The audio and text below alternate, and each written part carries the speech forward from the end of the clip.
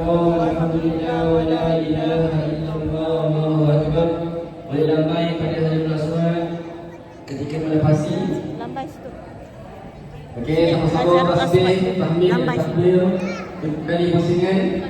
Subhanallah walhamdulillah wa la ilaha illallah Allahu akbar. Okey, yang dah selesai boleh bergerak untuk sa'i. Bacalah.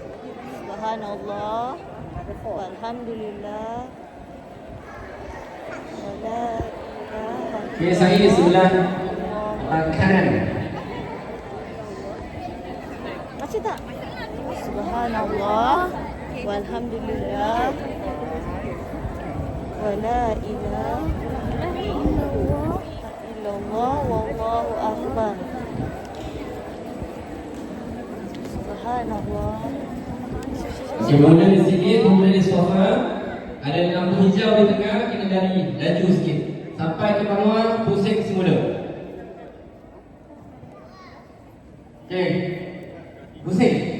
Sini, sebelah sini. Keluar sebelah sini, nanti tak kejap. 3 kali dah. Dah tahu.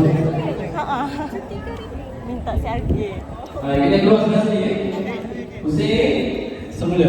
Kalau nanti dia akan start kalau ramai. Pusing sini. Sini. Okey. Tasbih, tahmid dan takbir. Bismillahirrahmanirrahim. Subhanallah walhamdulillah wa la ilaha illallah Allahu akbar. Subhanallah walhamdulillah wa la ilaha illallah Allahu akbar. Subhanallah walhamdulillah wa la ilaha illallah Allahu akbar.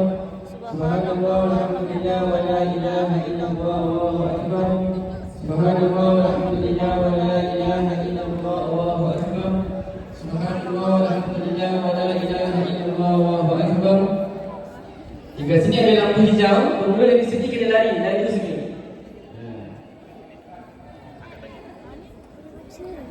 Dari sini lampu hijau, kena lari sikit. Subhanallah walhamdulillah wa la ilaha illallah Allahu akbar. Subhanallah walhamdulillah wa la ilaha illallah Allahu akbar. Subhanallah walhamdulillah wa la